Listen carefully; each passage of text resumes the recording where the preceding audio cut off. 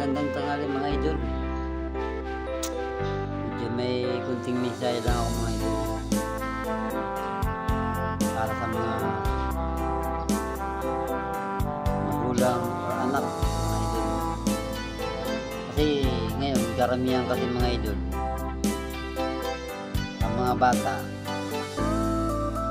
hinahanap nila ang kanilang mga magulang.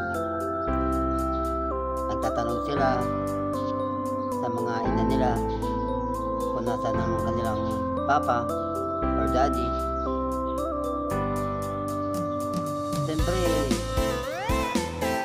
bilang anak, dapat malaman niya kung sino ang kanyang papa or daddy.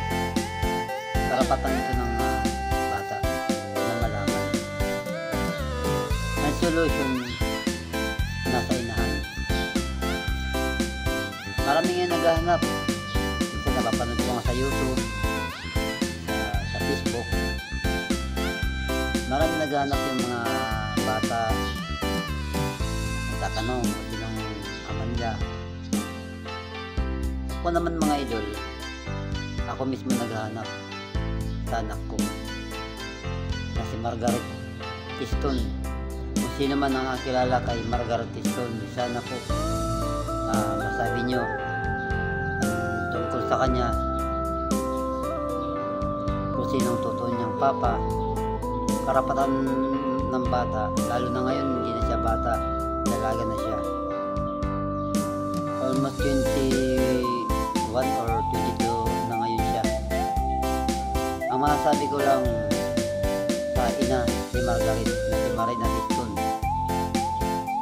sana Marina, masabi mo kay Margaret ang katotohanan kung sino ang tunay ng papa.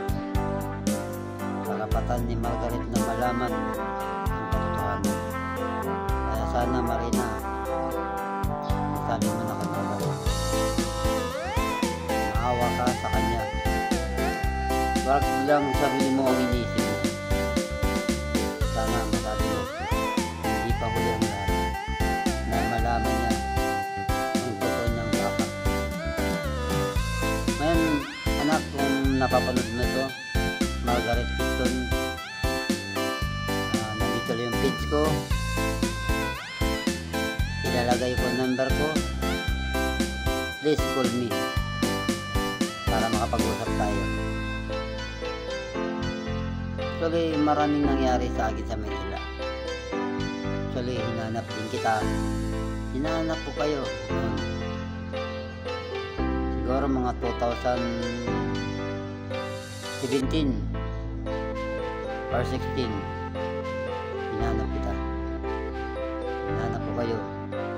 Punta ko doon sa Makati, sa may Guam Street, wala na kayo doon. Wala na ako dapat pinagtanungan. Pag nakita ko doon na inisquat na, dinimulis na, yun, bumalik na ako sa office. Kasi nasign ako dati sa office ng DMCI Consulting. Sana po makontak mo ako. Ilalagay ko po yung number ko.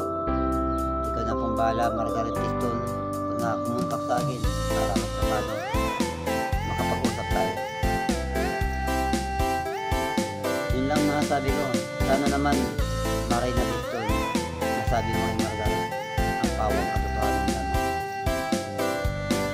Ngayon na nagbablog na ako, ngayon ko na-realize na dito pala pwede ko masabi, pwede ko hanapan ang dapat kong hanapin.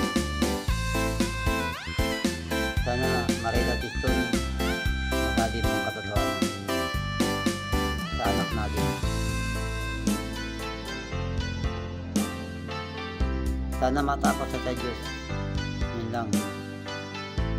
So mga idol, hanggang dito na lang po mga idol ang vlog ko para sa anak ko.